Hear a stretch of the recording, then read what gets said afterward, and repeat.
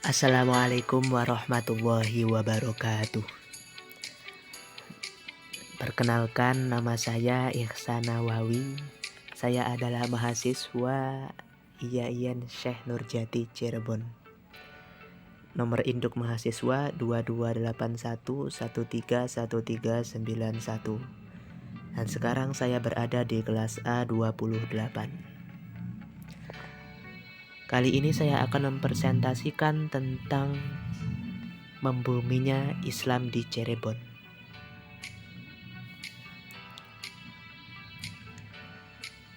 Pembahasan pertama kita adalah peran Syekh Nurjati dalam membumikan Islam di Cirebon. Pertama-tama kita membahas dulu siapakah Syekh Nurjati itu. Nama lain dari Syekh Nurjati adalah Syekh Dzatul Kafi atau Maulana Iltofi. Beliau lahir di Tanah Malaka pada akhir abad ke-14. Sebelum berdakwah ke Cirebon, beliau sempat pergi ke Baghdad dan menikah dengan Syarifah Halimah putri dari Ali Nurul Alim. Beliau berdakwah di Cirebon atas perintah dari Raja Baghdad. Dan beliau pertama kali mendarat di pelabuhan Muara Jati di daerah Pesambangan. Beliau kemudian menetap di desa Giri Amparan Jati atas izin dari Ki Gedeng Tapa. Disitulah kemudian beliau memulai dakwahnya. Setelah mendapat banyak pengikut dan partisipan serta menikah dengan seorang janda kaya raya bernama Hadijah, beliau lalu mendirikan sebuah pesantren bernama Pesantren Pesambangan Jati, yang kemudian akan menjadi pusat dakwah dan mendidik para masyarakat di sana. Seiring dengan berjalannya waktu, beliau kedatangan dua orang santri yang merupakan calon penguasa Cirebon, yakni Raden Wala Sungsang dan Putri Rara Santang. Walaupun keduanya telah memeluk Islam sejak kecil, mereka tetap diajarkan dasar-dasar Islam dahulu oleh Syekh Nurjati. Alasannya adalah kekhawatiran beliau karena keduanya adalah dua orang yang berasal dari lingkungan Hindu-Buddha di kerajaan Pajajaran. Dan untuk menjaga agar akidah keduanya berjalan baik dan kuat, maka beliau pun mengajari keduanya Islam dari dasarnya, mulai dari syahadat, berhaji, berzakat, sholat, dan sebagainya.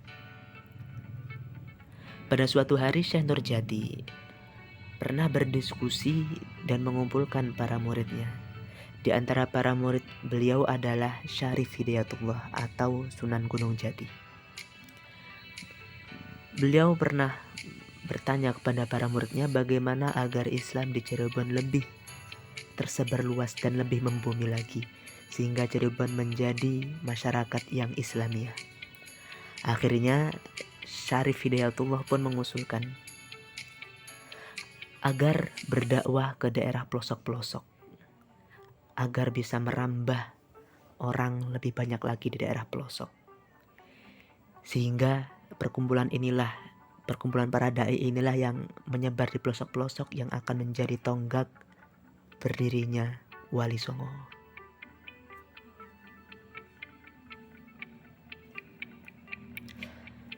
Pembahasan yang kedua adalah Pesantren Pesambangan Jati.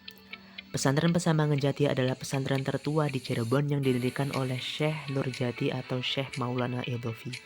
Pesantren ini terletak di Bukit Pesambangan atau kini tepatnya terletak di Desa Martasinga, Kecamatan Gunung Jati, Kabupaten Cirebon.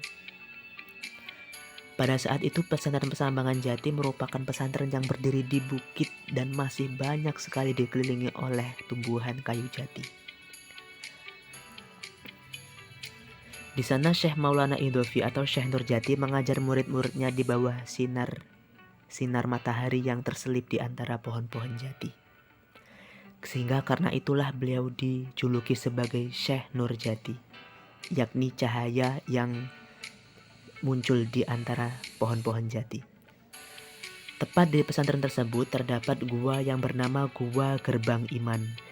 Syekh Maulana Iltofi sering bermunajat di sana sehingga beliau dijuluki sebagai Syekh Dzatul Kafi atau penjaga gua. Di sinilah kemudian pusat segala kegiatan dakwah. Beliau mengajar para santri dan para masyarakat. Bukan hanya itu saja, beliau juga mengadakan kegiatan sosial masyarakat dan pusat pengembangan Islam di sana juga.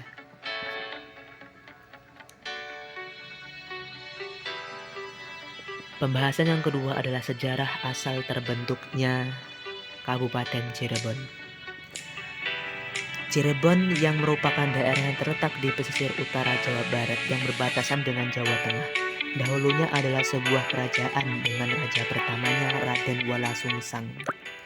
Beliau adalah putra dari Prabu Dewata yang bergelar Sri Baduga Maharaja, yakni raja dari kerajaan Hindu Pajajaran.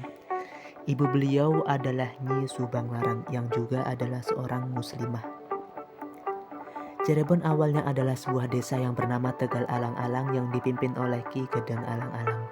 Pada saat itu datanglah Raden Wala Sungsang bersama adiknya Rara Santang yang berasal dari kerajaan Pajajaran.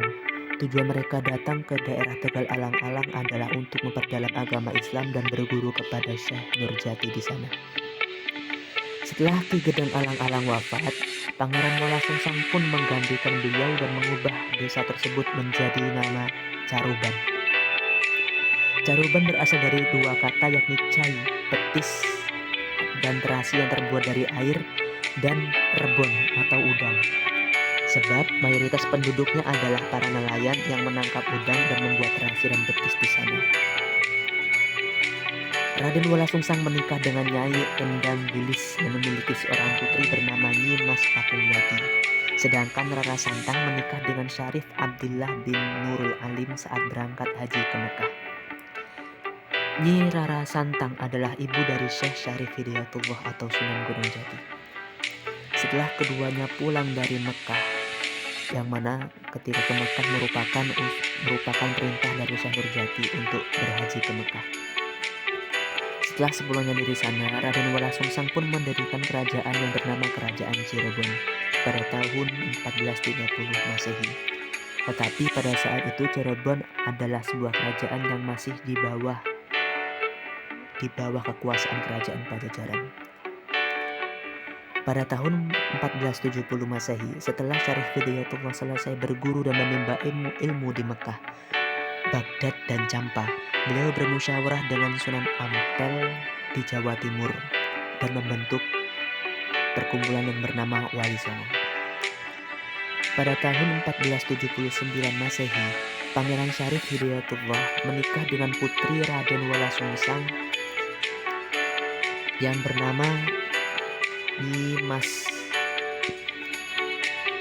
Pakungwati. Setelah menikah, Syekh Syarif Hidayatullah pun sekaligus menggantikan Raden Wala Sungsang sebagai Raja Cirebon. Berkali-kali Syekh Syarif Hidayatullah membujuk kakeknya yakni Sri Baduga Maharaja untuk memeluk Islam namun gagal. Akhirnya karena alasan itulah pada tanggal 2 April 1482 beliau memproklamirkan bahwa Cirebon tidak perlu membayar upeti kepada Pajajaran karena telah menjadi kerajaan yang merdeka. Sehingga sampai sekarang tanggal 2 April 1428 menjadi tanggal ulang tahun Cirebon. Pada akhirnya, setelah mencapai kejayaan yang begitu luas pada pemerintahan Syekh Syarif Hidayatullah atau Sunan Gunung Jati, kerajaan Cirebon pun harus runtuh karena taktik adu domba Belanda. Dan akhirnya kerajaan Cirebon pun resmi dihapus oleh Gubernur Belanda Willem Daendels pada tahun 1809. Dan akhirnya menjadi sebuah kabupaten yang pada akhirnya menyatukan diri menjadi wilayah NKRI.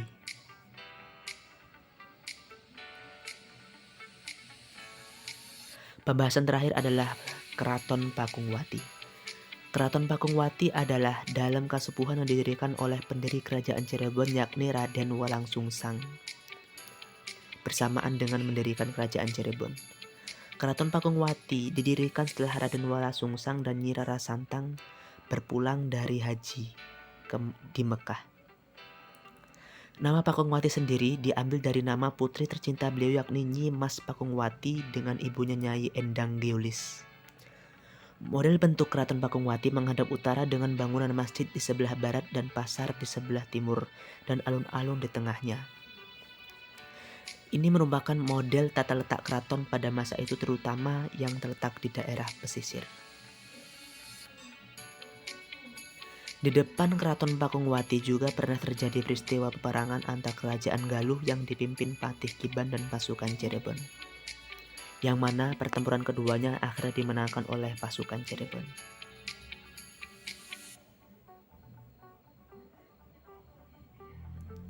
Berikut adalah referensinya.